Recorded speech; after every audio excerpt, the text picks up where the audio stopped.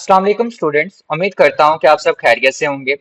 Student, आज के इस वीडियो के अंदर हम क्लास 12 फिजिक्स के चैप्टर नंबर 13 में मौजूद शॉर्ट आंसर क्वेश्चंस और कंस्ट्रक्टेड रिस्पांस क्वेश्चंस को सॉल्व करेंगे और इनको कंसेप्चुअली तौर पे सीखेंगे। तो चलिए स्टार्ट करते हैं शॉर्ट आंसर क्वेश्चन से। हमारे पास सबसे पहला क्वेश्चन है, do all gases have the same kinetic energy at the same temperature? If yes, give an example. आपसे भी कह रहा है कि क्या हमारे पास जितनी भी गैसेस हैं वो सेम काइनेटिक एनर्जी रखती हैं सेम टेम्परेचर पे?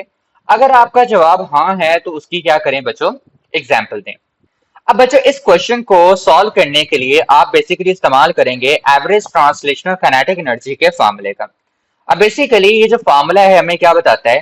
ये फार्मूला हमें बताता है कि बच्चों हमारे पास जो एवरेज ट्रांसलेशनल काइनेटिक एनर्जी है ये बेसिकली डिपेंड कर रही है डायरेक्टली किस चीज के ऊपर, टेम्परेचर के ऊपर। जबकि के बी और 3/2 आपके पास यहाँ पे क्या है, कांस्टेंट है। आपको पता है के बी एक कांस्टेंट है जिसे आप बोल्ट्जमैन कांस्टेंट कहते हैं। तो ये पूरी की पूरी टर्म आपके पास क्या है बच्चों, कांस्टेंट है। इसका मतलब ये हुआ कि जो काइनेटिक एनर्जी है बच्चों इसका डायरेक्ट रिलेशन है किस चीज के साथ, टेम्परेचर के साथ। यानी अगर आप टेम्परेचर को चेंज करेंगे तो एवरेज ट्रांसलेशनल काइनेटिक एनर्जी की वैल्यू भी बच्चों क्या करेगी, चेंज करेगी। लेकिन हमारे केस में देखें बच्चों, आपके पास टेम्परेचर चेंज नहीं कर रहा किसी भी गैस के लिए, वो क्या रह रहा है, सेम रह रहा है। तो अगर आपके पास टेम्परेचर सेम रहेगा तो हमारे पास एवरेज ट्रांसलेशनल काइनेटिक एनर्जी की वैल्यू भी बच्चों क्या रहेगी, सेम रहेगी। तो आप आंसर देंगे यस, आप लिखेंगे यस और उससे आगे क्या बताएंगे, रीजन बताएंगे। रीजन क्या है, रीजन अभी हमने डिस्कस कर लिया। The average translational kinetic energy per molecule depends only on the absolute temperature। कि हमारे पास जो काइनेटिक एनर्जी है सिर्फ किस पे डिपेंड कर रही है बच्चों, टेम्परेचर पे डिपेंड कर रही है। वो हरगिज डिपेंड नहीं करती किसके ऊपर, टाइप ऑफ गैस पे, कि गैस किस टाइप की है, ऑक्सीजन है, हाइड्रोजन है, क्लोरीन है, फ्लोरीन है, इससे कोई फर्क नहीं पड़ता। ठीक है। और ना ही कि आपके पास उस गैस का मोलर मास कितना है, इस पर भी हमें कोई फर्क नहीं पड़ता। हमें सिर्फ इस बात से फर्क पड़ता है कि जो गैस है उसका टेम्परेचर क्या है, जो हमारे केस में सेम था। ठीक है, तो काइनेटिक एनर्जी भी सबके लिए क्या निकली, सेम निकली। आगे देखिए आप इसकी एग्जांपल देंगे। फॉर एग्जांपल एट 300 केल्विन, ये बच्चे याद रखिएगा कि जो 300 केल्विन आपके पास टेम्परेचर है, ठीक है, ये बेसिकली कौन सा टेम्परेचर होता है, रूम टेम्परेचर। ठीक है। और इस रूम टेम्परेचर पे आप क्या करते हो, दो गैसेस को रखते हो। Oxygen and hydrogen molecules have the same average kinetic energy per molecule. आपसे ये कह रहा है कि 300 केल्विन के टेम्परेचर पे ऑक्सीजन और हाइड्रोजन के जो मॉलिक्यूल है इनकी एवरेज काइनेटिक एनर्जी की बच्चों वैल्यू क्या है आपके पास, सेम है। क्यों? क्योंकि टेम्परेचर चेंज ही नहीं करता, टेम्परेचर क्या है आपके पास, एक जैसा ही है। चलिए नेक्स्ट डिस्कस करते हैं। A vessel is fitted with a mixture of two different gases. Will the mean kinetic energy per molecule of the gases be equal? Explain briefly. आपसे ये कह रहा है कि हमारे पास एक वेसल है और इस वेसल के अंदर आपने क्या किया बच्चों, दो गैसेस रखी हुई हैं, different gases. Let's say oxygen है और क्लोरीन रख देते हैं। ठीक है, आपके पास ऑक्सीजन और क्लोरीन गैसेस है जिनको आपने क्या किया बच्चों, एक वेसल या एक कंटेनर के अंदर क्या किया, बंद किया है। Will the mean kinetic energy per molecule of the gases be equal? क्या इन दोनों गैसेस की जो काइनेटिक एनर्जी की वैल्यू है, कौन सी kinetic energy, mean kinetic energy, उसकी जो वैल्यू है वो इक्वल होगी? एक्सप्लेन करें इसको मुख्तसरन। बच्चों सबसे पहला जवाब आप अभी जान चुके हैं कि जो हमारे पास एवरेज ट्रांसलेशनल काइनेटिक एनर्जी है वो किस पे डिपेंड करती है, टेम्परेचर पे डिपेंड करती है। अब वेसल के अंदर का जो बच्चों टेम्परेचर है वो आपके पास क्या है, सेम। वेसल के अंदर का टेम्परेचर क्या है, सेम है। अगर टेम्परेचर सेम है तो इसका मतलब काइनेटिक एनर्जी भी बच्चों क्या होगी आपके पास, सेम होगी। तो आप इसका आंसर भी क्या देंगे, यस। ठीक है, और आगे उसकी क्या लिख देंगे, रीजन लिख देंगे। Because both gases are at the same temperature inside the vessel. क्योंकि दोनों की दोनों गैसेस जो वेसल के अंदर मौजूद हैं उनका टेम्परेचर क्या है बच्चों, सेम है। And the mean kinetic energy per molecule depend only on a temperature. हमारे पास जो मीन काइनेटिक एनर्जी है वो सिर्फ किस पे डिपेंड करती है, टेम्परेचर पे डिपेंड करती है। सो टेम्परेचर दोनों गैसेस का सेम है तो उनकी काइनेटिक एनर्जी भी बच्चों क्या रहेगी, सेम रहेगी। ठीक है, इसलिए आपने यस लिखा।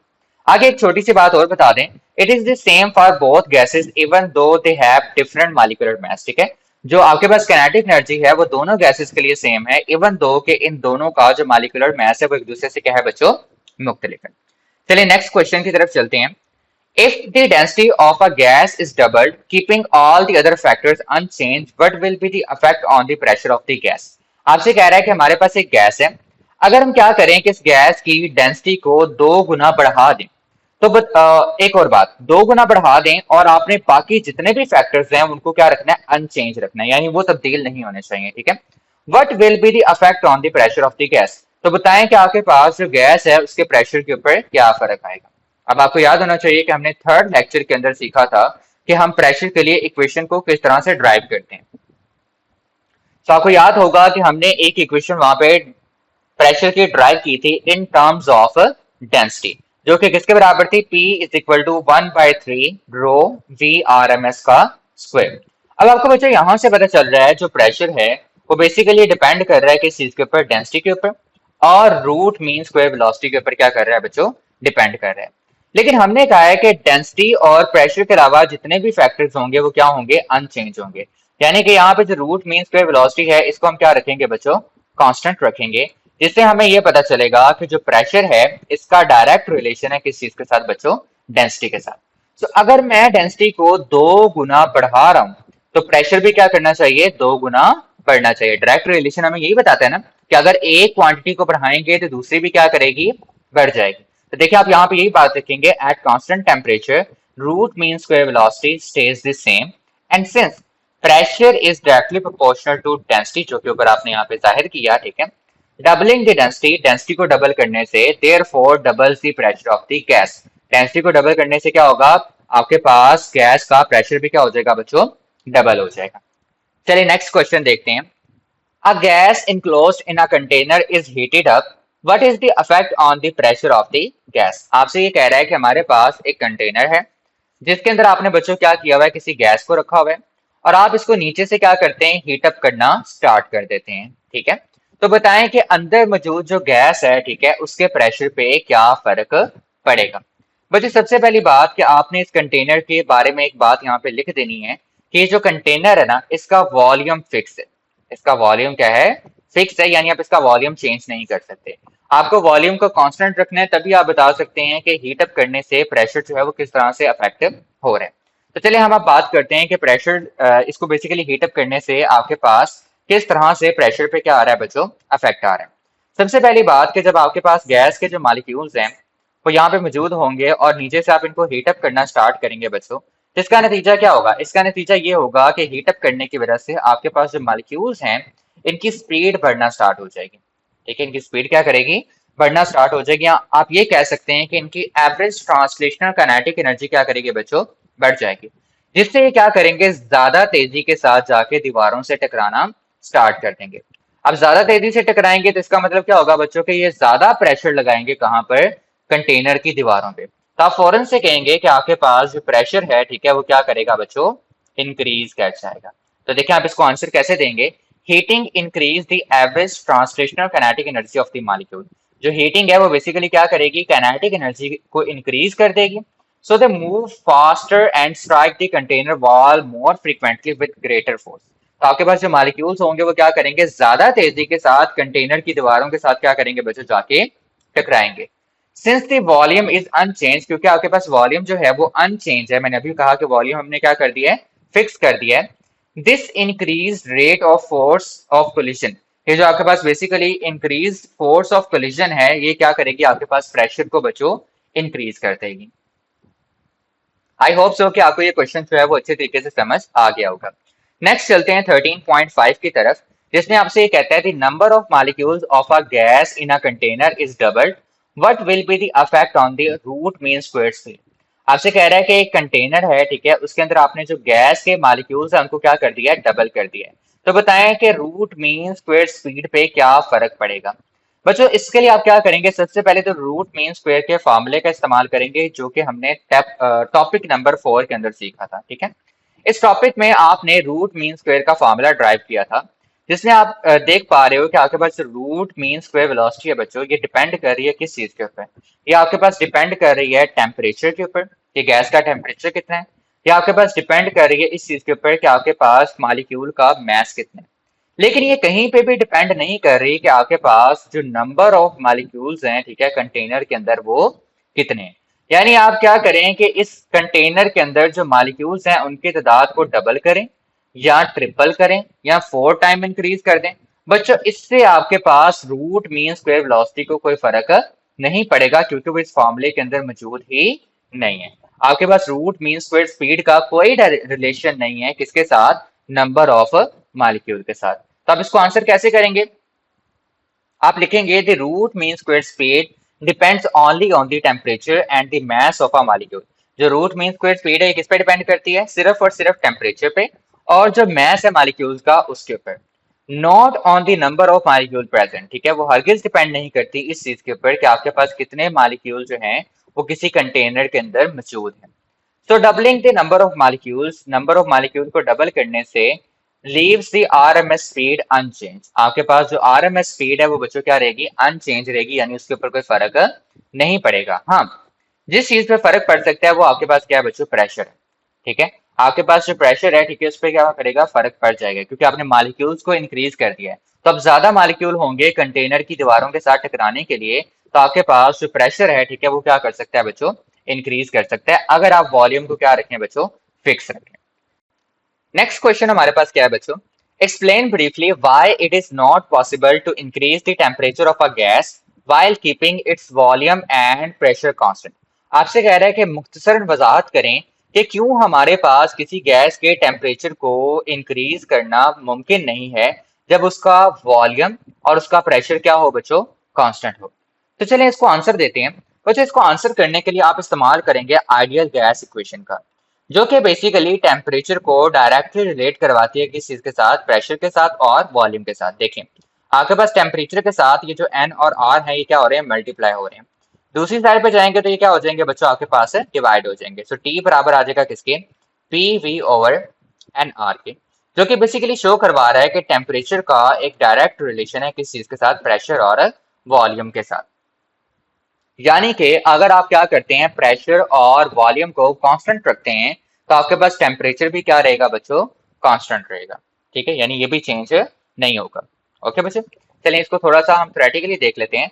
For a fixed amount of gas, किसी भी फिक्स्ड अमाउंट ऑफ गैस के लिए जिसमें एन की वैल्यू बच्चों फिक्स हो, ठीक है, उसकी बात कर रहे हैं। The ideal gas equation links pressure volume and temperature. Ideal gas equation क्या करती है, प्रेशर वॉल्यूम और टेम्परेचर को आपस में लिंक करती है। ठीक है, जिससे आपके पास टी किसके बराबर आ जाता है, P V over N R के।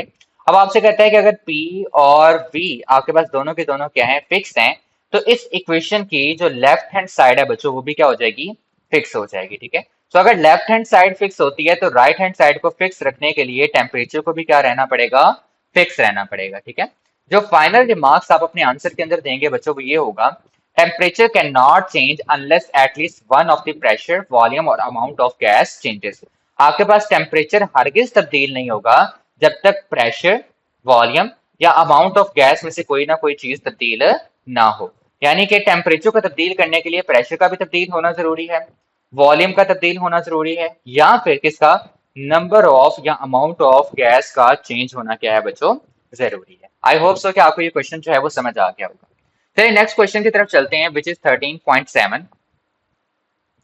On reducing the volume of a gas at constant temperature, the pressure of the gas increases. Explain briefly on the basis of kinetic theory of gases. आपसे वो ये कह रहा है कि आपने किसी गैस का वॉल्यूम क्या किया बच्चों, रिड्यूस किया। अब इसके वॉल्यूम को रिड्यूस करने से क्या होता है कि आपके पास गैस का प्रेशर क्या कर जाता है, इंक्रीज कर जाता है, जबकि आपके पास टेम्परेचर क्या है बच्चों, कांस्टेंट है, यानी टेम्परेचर तब्दील नहीं करेगा। ठीक है, मैं दोबारा से एक्सप्लेन कर देता हूँ। आपसे वो ये कह रहा है कि आपके पास किसी एक गैस का वॉल्यूम क्या करता है, रिड्यूस करता है, कम होता है, किसके ऊपर, कांस्टेंट टेम्परेचर के ऊपर, जिसकी वजह से क्या होता है कि उस गैस का प्रेशर क्या कर जाता है बच्चों, इंक्रीज कर जाता है। इस चीज को एक्सप्लेन करें briefly on the basis of kinetic theory. ठीक है, कैनेटिक थ्योरी के इस्तेमाल करते हुए, ठीक है, इस क्वेश्चन का क्या करें बच्चों, आंसर दें। तो चलिए हम इसको आंसर करते हैं।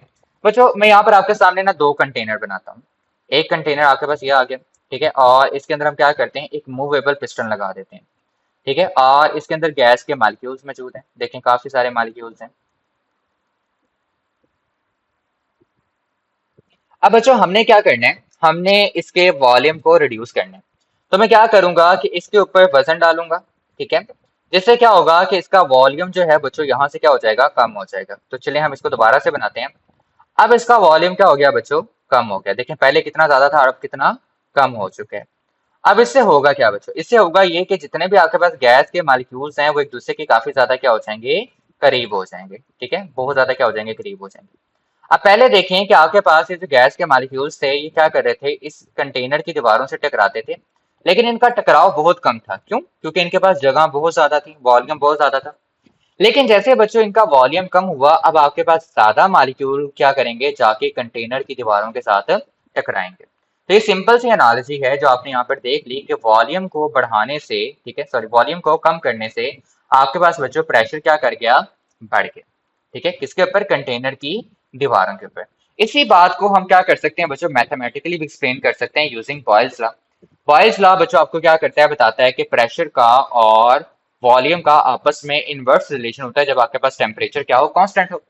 या इसी चीज को आप बच्चों बेसिकली अपनी जो चैप्टर के अंदर आपने टॉपिक नंबर 3 के अंदर मैथमेटिकल डेरिवेशन की है प्रेशर की, वहां से भी बता सकते हैं। यहाँ पर भी देखें प्रेशर का और वॉल्यूम का आपस में कौन सा रिलेशन है, इनवर्स रिलेशन है।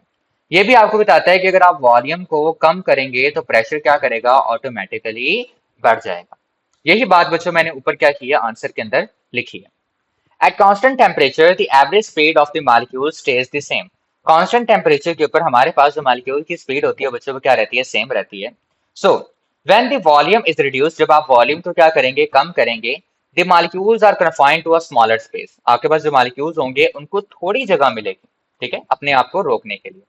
So they strike the walls of the container more frequently per unit time per unit area. तो वो क्या करेंगे, कंटेनर की दीवारों के साथ ज्यादा टाइम में कम टाइम में क्या करेंगे, ज्यादा बार कोलिजन करेंगे। ठीक है, जिससे क्या होगा कि आपके पास रेट ऑफ कोलिजन क्या करेगा बच्चों, बढ़ जाएगा। जिससे क्या होगा कि आपके पास प्रेशर भी क्या करेगा, बढ़ जाएगा। ठीक है, जो कि कंसिस्टेंट है किस चीज के साथ, बॉयल्स लॉ के साथ। और मैंने आपको बता दिया कि यहाँ पे मैथमेटिकली भी हम किस तरह से बता सकते हैं कि जो वॉल्यूम है वो कम होने पे क्या करेगा, प्रेशर को बढ़ा देगा। चलिए लास्ट क्वेश्चन की तरफ चलते हैं, शॉर्ट आंसर क्वेश्चंस में। How does the balance between gravitational force and internal pressure determine weather a star expand और कंट्रैक्ट्स ड्यूरिंग इट्स एवोल्यूशन। देखें, एक स्टार के एवोल्यूशन के दरमियान में किस तरह से जो ग्रेविटेशनल फोर्स है और इंटरनल प्रेशर है ये डिटरमिन करता है कि जो स्टार है वो फैलेगा या फिर क्या करेगा, सिकुड़ेगा। तो देखें इस चीज को समझते हैं। आपके पास जो स्टार है ना बच्चों, इसके अंदर दो तरह की फोर्सेस होती हैं। एक इस पे बाहर से क्या कर रही होती है, ग्रेविटी की फोर्स लग रही होती है इनवर्ड डायरेक्शन के अंदर।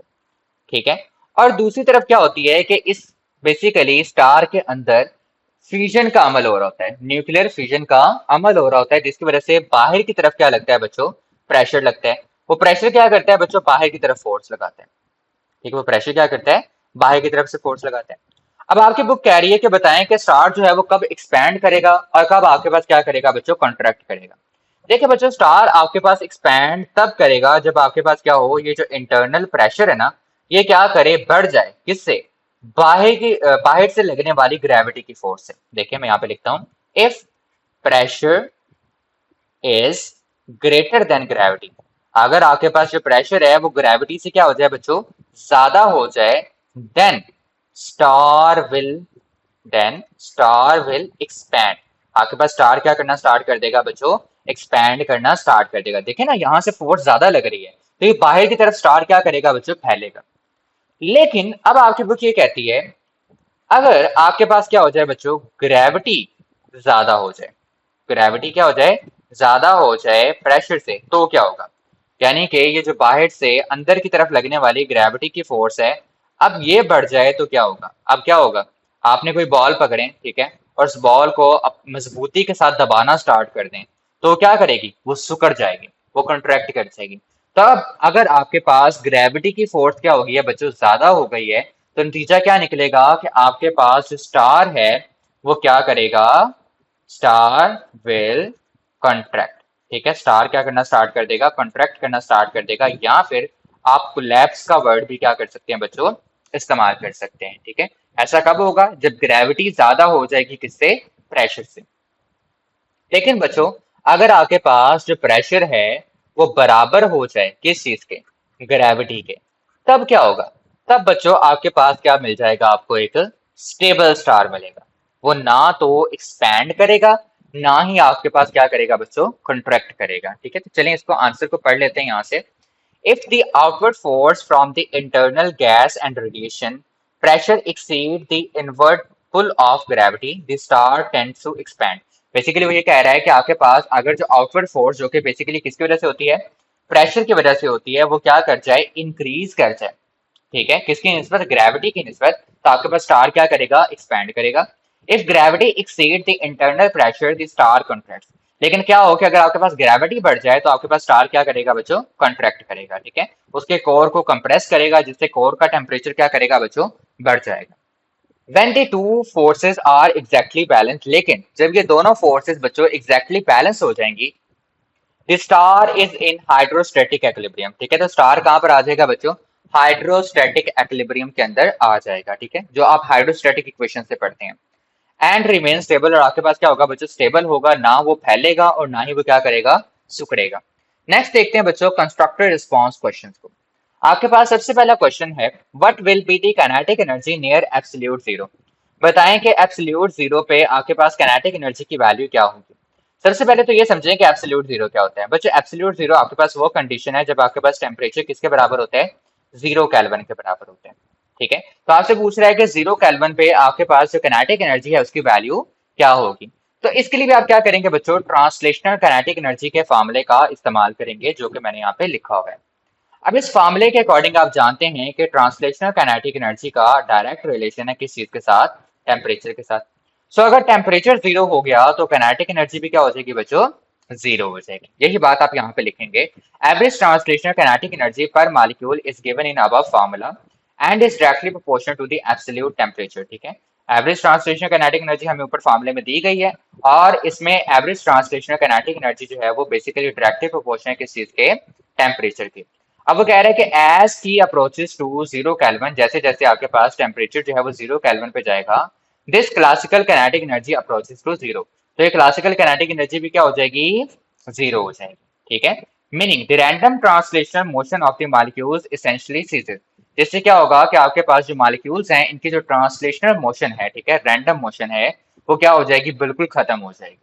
ठीक है, यानी वो बिल्कुल रुक जाएंगे, अब वो मूवमेंट नहीं करेंगे किसके ऊपर, एब्सोल्यूट जीरो कंडीशन के ऊपर। ठीक है बच्चों, नेक्स्ट क्वेश्चन की तरफ चलते हैं।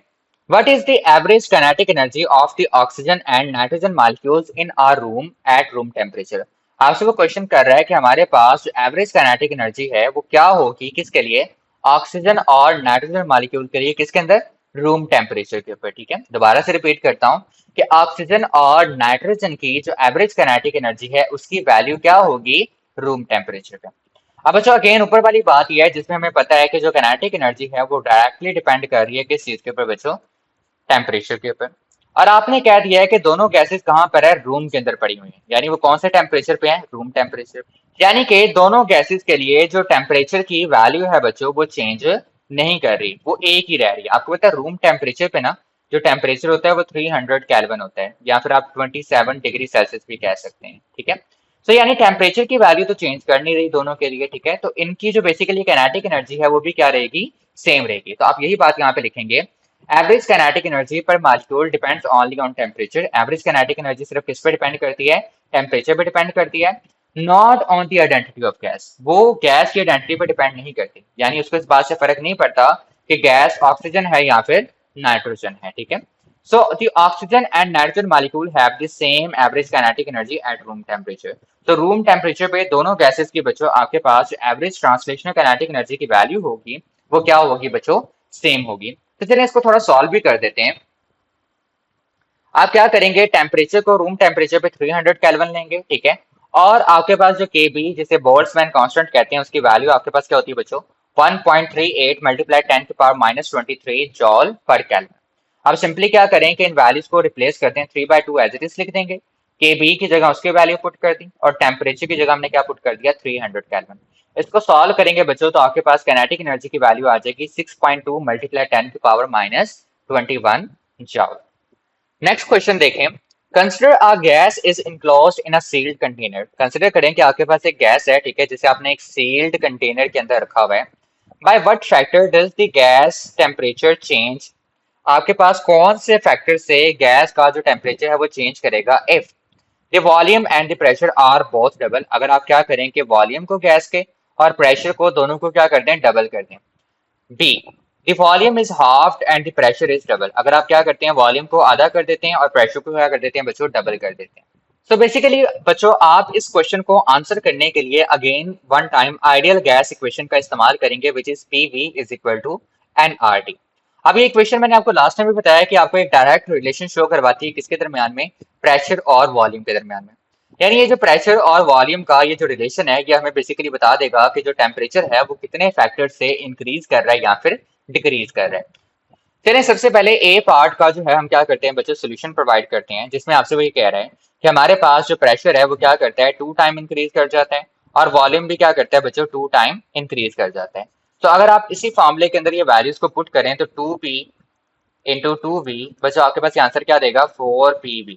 सो अगर आपके पास pv वाली टर्म जो है वो 4 टाइम इंक्रीज कर रही है, तो इसका मतलब टेम्परेचर भी क्या करेगा बच्चों, 4 टाइम इंक्रीज कर जाएगा। तो आप यही बात यहाँ पे लिखेंगे, ये फॉर्मूला वगैरह लिखने के बाद, ये बात लिखने के बाद, if both p and v double, अगर आपके पास p प्रेशर और वॉल्यूम दोनों डबल हो रहे हैं, pv increase by a factor of 4, तो आपके पास p और v क्या करेंगे, फैक्टर ऑफ 4 से इंक्रीज कर जाएंगे।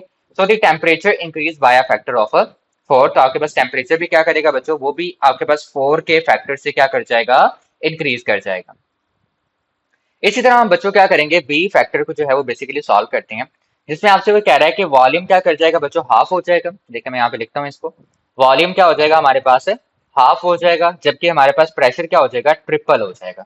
ठीक है, तो इसी चीज को दोबारा से पुट करते हैं, ये आपके पास आ जाएगा 1/2v, और ये आ जाएगा आपके पास 3p।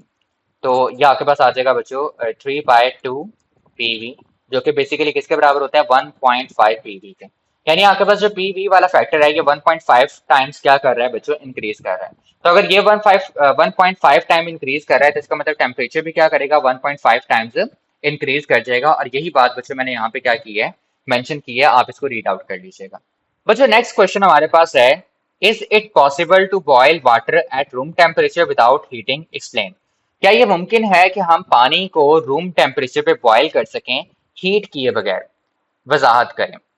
अब अच्छा बिफोर कि मैं इस क्वेश्चन का आपको आंसर दूं, आप लोग ऑलरेडी जानते हैं कि जो पानी है वो आपके पास बॉयल करता है किस चीज के ऊपर, 100 डिग्री सेल्सियस पे, जबकि जो रूम का टेम्परेचर है बच्चों वो आपके पास कितना होता है, 27 डिग्री सेल्सियस होता है। यानी मोस्टली बच्चे जो हैं वो इस चीज को देखने के बाद फौरन से कह देंगे कि नहीं, पानी जो है वो बॉयल नहीं कर सकता। लेकिन बच्चों ये आपके पास इसका करेक्ट आंसर नहीं। ठीक है, करेक्ट आंसर क्या होगा, पानी कब बॉयल करता है, सबसे पहले आपको इस कंडीशन को समझना पड़ेगा। पानी बच्चों तब बॉयल करता है जब आपके पास पानी में बनने वाले यहाँ पे जो वेपर्स होते हैं, ठीक है, इन वाटर वेपर्स का जो प्रेशर है, ठीक है, वो आपके पास एटमॉस्फेरिक प्रेशर यानी जो बाहर प्रेशर है, ठीक है, इसके क्या हो जाए बच्चों, बराबर हो जाए। जब आपके पास वेपर प्रेशर बराबर हो जाएगा किसके, एटमॉस्फेरिक प्रेशर के, तब आपके पास पानी बच्चों क्या करना स्टार्ट कर देता है, बॉयल करना स्टार्ट कर देता है। ठीक है, तो सबसे पहले आप क्या करेंगे, इसी बात को यहाँ पे लिखेंगे यस। आप इसका जवाब यस देंगे, यस क्यों है वो मैं आपके आगे चल के बताता हूँ।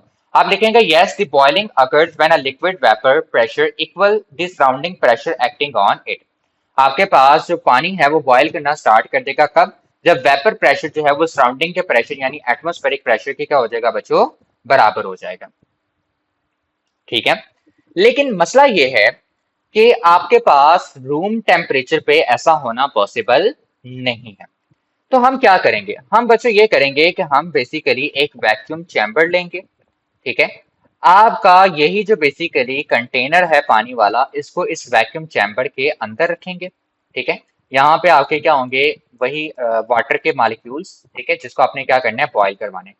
यहाँ से हम क्या करेंगे बच्चों, एक पंप अटैच करेंगे, मैं यहाँ पे लिख देता हूँ, एक पंप अटैच करेंगे, जो कि क्या करेगा, अंदर का जो प्रेशर है, ठीक है, उसको रिड्यूस करेगा, कम करेगा।